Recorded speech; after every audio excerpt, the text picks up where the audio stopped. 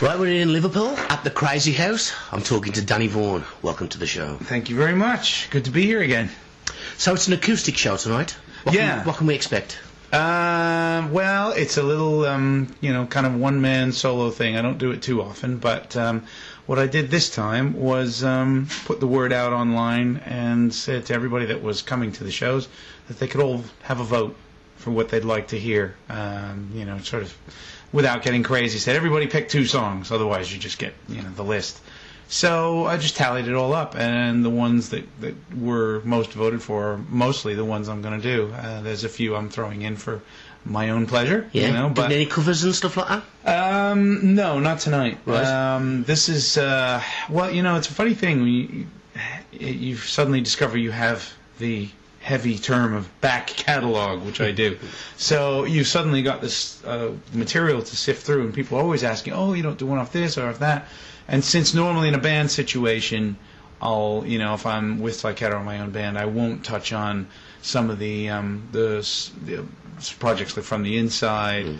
And for instance, I'm doing for the first time doing a song off the Once and Future King, which was the album I did with Gary Hughes. Yeah. I just thought, let's have a little fun, pull from a few of those. So you never played that live before? No, never have. Cool. So yeah, just on this run, and so just trying to touch on a few different bases, sort of all through the solo career, and of course, some of the Tyketto things, and you get to as many as you can, but you always, you're never going to get to everyone's favorite, but at the moment, we've had some. The only thing is tonight's show will be pretty tight for time.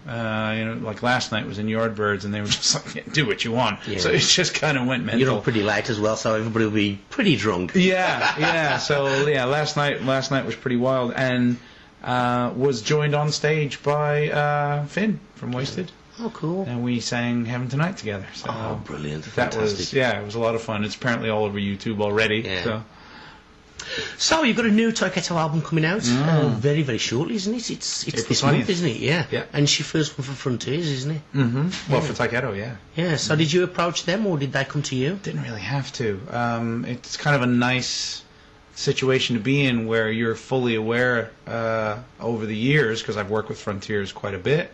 They've always just had the carpet out, as if Tyketto ever wants to make an album, please come to us first, so took the pressure off, and therefore nobody just did it because of any financial pressures or anything else. It just kind of fell into place when we started writing and recording. I said, okay, now's the time. It's your first album for 18 years, isn't it? Yeah, it is. Wow. So whose idea was it to finally follow up Strength in Numbers? I don't really know, to be honest. We all stay in touch. We're all friends, no problems, nothing like that. But everybody's kind of scattered around to the four winds. So it was always just a matter of logistics, like how do you do it? And of course, the internet makes much more possible. But it's over 2 years ago that Michael, Brooke, and I got together in Las Vegas, which is where Brooke was living at the time, and we just said, you know what? Let's try. Let's see if we even remember how to work together. And Brooke brought in some ideas, I brought in some ideas, and we literally sat in a hotel room with Michael turning over the waste bin and just banging on the back of it, and Brooke and I with 2 guitars.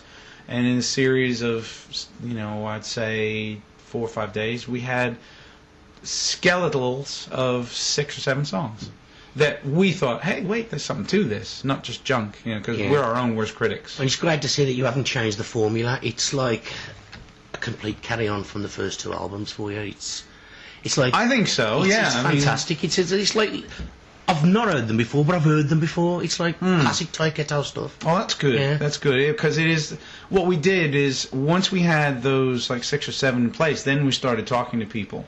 Would you be interested? And so what we did was we got the possibility of playing Download 2010, and thought, all right, here's what we'll do. We picked one song of the 6 or 7 ideas, and we said, let's finish that one. And so we finished Love to Love and made up a really strong sounding demo of it, which coincided with the fact that we had gotten the rights back to Strength in Numbers. We own that album now. So we re-released it with Love to Love on it, and very serendipitous that rock radio that was covering all of Download that year played it, earlier on before we hit the stage. And we were able to gauge the reaction from people calling in, and it was either people who did know it was Tyketto and say, wow, that sounds like Tyketto, but it sounds like Tyketto now. Yeah. Or people who just didn't know what it was and said, that was great, what was that? And we were, okay, we're on to something. So you've got one of the most unmistakable voices in rock as soon as you hear you start is it? singing. Oh, okay. It's like we know it's you no matter what it is. I Sort have of to thing. take your word for that. Well, that's, and that's a funny thing, too, because this album has garnished a wide variety of reactions. And I'm always kind of left scratching my head when someone tells me, well, this isn't what Tyketto is supposed to sound like. How can that be? It's Brooke, it's Michael, it's me, it's Jimmy. We decide what Tyketto sounds like. Yeah. And I think, the one thing is that nobody went, all right, we're going to put out a new album, but we're not going to sound anything like Don't Come Easy. That's for the old stuff. And we didn't also say, we're going to put out a new album and we're going to sound exactly like that. We're going to make we just wrote. And we picked the stuff we liked. And I know which songs I think are a strong tip of the hat to the old Tyketto. Yeah. And some of them are not. I was stunned that the record company picked Faithless as the single.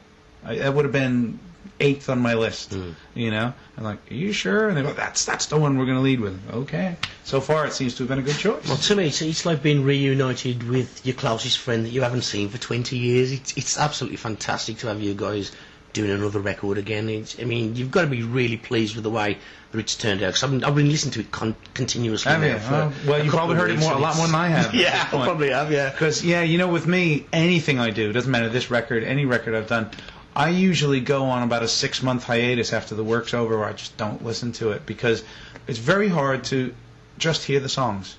You hear that part that you had to do here, and remember that when you had to fly that in and send it from Las Vegas and it took a week. Remember when the power went out? You're not listening to the songs anymore. Yeah. You're listening to what went into it. And I have to say that it was, of every album I've ever done, this was the most difficult. Everything went wrong. It was just, everything was a nightmare. It was a ball breaker to do this album. And not because we were off our games or anything like that. For instance, it was just a series. I was going to put on it produced by Murphy. Because it just, we had the power knocked out for 5 days. Normally when I do vocals on an album, I'm pretty well prepared, and I just go in there and blast it for about 4 or 5 days, and I'm done, normally, and then a little color at the end or something like that. But I came down with a throat infection that made the whole singing process last 3 weeks overall. I'd get into a bit, and it would start to go. I said, okay, let's leave it, come back. So everything was hard work. Brooks just finished having major shoulder surgery, so we did the entire album basically with a Les Paul, around his back going, ow, fuck, ow, ow, So it was, just stuff like that. Just went on and on and on. So what I'm hoping is none of that is audible, and that just the songs are still... So how long did it take you to put the whole album together from start to finish? Recording was quick. Right, 2 years. 2 years. Yeah, right. but is there anything that's like left over from old Tyketto stuff that you didn't get out there, or is it all brand new? It's all new. We consciously wanted to do that because there are a couple of half-baked old Tyketto ideas that are in the vault somewhere that still might appear, but no, we didn't want to do that. There are some songs, for instance, we'd never done this before, where Brooke had finished material, and he brought it to us and said, well, I've got this, this, and this. And we kind of sifted through that. Love to Love was about halfway what it is now. And, it shows, I think, how we've come along, because there was, back in the day, it was always kind of like, all right, Brooke plays guitars, don't anybody come over here. Danny does all the melodies and the vocals, and you just don't have any words to say. This time, Brooke came to me and said, well, I've written some songs, and have a look. You can change the lyrics. They're probably no good. And I looked at it and I went, no, I like this. I like it. I can sing it. I can identify with it. So that was kind of nice. There was no, there was a lot of crossing over of lines. And then you've got to sound like Sound Off, which I wrote the guitar riff for. And I was like, yeah, do what you want to it. And he goes, no, it works. We'll just play it like that. So that was really quite pleasant, and I think we had the benefit of the strangeness of doing it kind of online. Because when I say it took 2 years, there's months and months of that where nobody was working on anything, or maybe tinkering away at home. But we weren't actually collectively. Hey, in fact, it got to a point where we had to sort of kick it in the ass, because it was like, time's running. We're nowhere near the 12, well, we wanted 15 songs to be ready, so we're nowhere near that as far as finished. Again, more stuff that just went wrong. People having family crises and all those sort of things that happen. You can't get around it. And you've got a chance to showcase your new material at this year's Firefest. You're headlining the Friday night, aren't you? Sold out. Yeah, sold out. How about that? Wow, how about that? Fantastic. Yeah, fastest sellout they've ever had. So how many tracks do you think you'll be throwing into the set for that one? Well, I don't want to promise. I think 5 is a good number. It's because we've never, when I've sung for the band, we've never pulled from the Shine album. I have no problem with that, actually. The guys all said they just felt kind of like, let's leave it. I think once we did Jamie. So primarily we've been pulling from 2 albums whenever we play. So now there's a third. So I'm hoping we can balance it kind of equally in thirds somehow. We'll see how it goes. It's going to take a lot of thinking because again we made life difficult on ourselves. This album, the tunings are a half step down, which is really odd because I'm singing higher. It shouldn't work that way, but that's what happened. And as always, that's another thing that we promised ourselves. So we're not going to think about when we're making this album. We're not going to think about, how do we do that live? Better be careful. We're just going to do what we want to do sonically. And of course, that's come back to bite me in the ass because now I got to figure out how to sing some of this stuff live. So how about your solo stuff? You're going to be doing any more Vaughn albums? I hope so. Yeah, I hope so. Part of the finding time, I suppose, isn't it? At the moment, it's it's hectic for you. Part of what I love doing this acoustic thing, and I probably will do it just a bit more next time. Is I'm just constantly amazed, when several hundred people show up to hear one guy on a guitar, and they know most of this stuff, and what they don't know, they indulge me and let me have some fun with. We kind of make a bit of a show out of it. What it's led to, of course, is that I have a collection of songs nobody's heard that are way off the beaten track. I've always got 1 or 2 of my albums that are a little, what was that? Dulcimer Street really was an oddball. So it's stuff like that. And I would love to do an album. I call it my orphan album, but I don't think there's going to be any record companies lining up to put it out. So it'll have to be something. Just for the voice alone. Well, it ranges from like cool, like horn-driven blues to Bob Dylan kind of stuff, storytelling stuff with 8-9 verses. It might be good to get that out of your system, yeah. Yeah, I'd really like to do it. I mean, if I've got the title ready, it's called Myths, Legends, and Lies.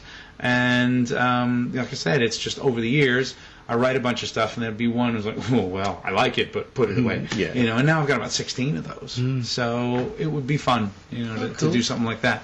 But another proper Vaughn album, sure, I'd like to do it again. It's just collecting the songs. I mean, I don't know.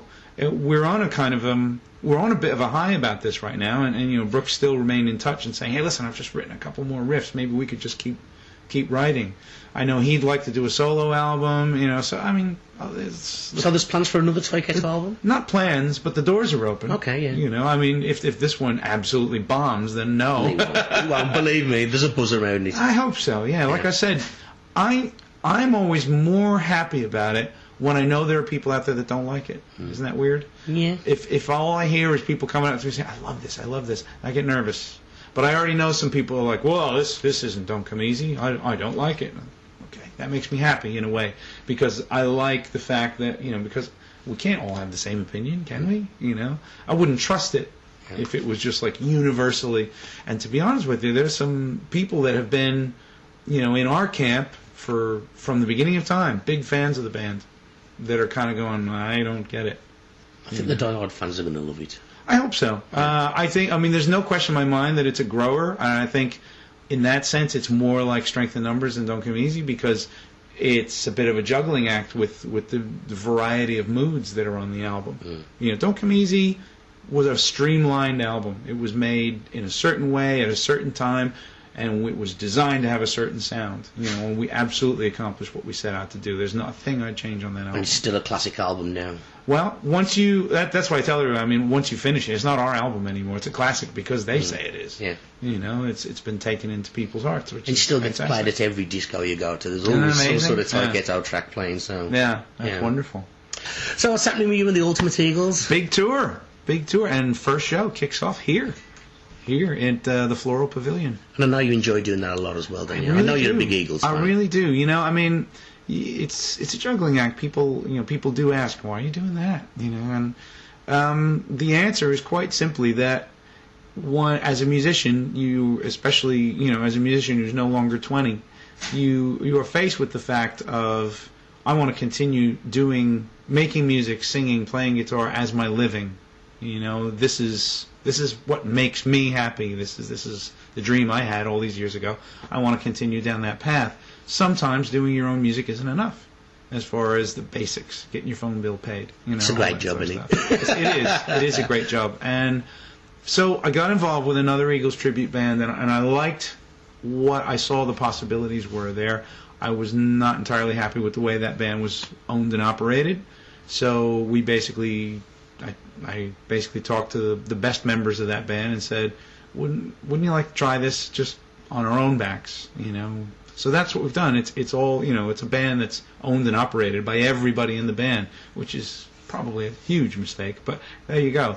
And we like doing it, and you can't, with the Eagles music, you can never relax. It's too complicated. It doesn't sound complicated, but it is.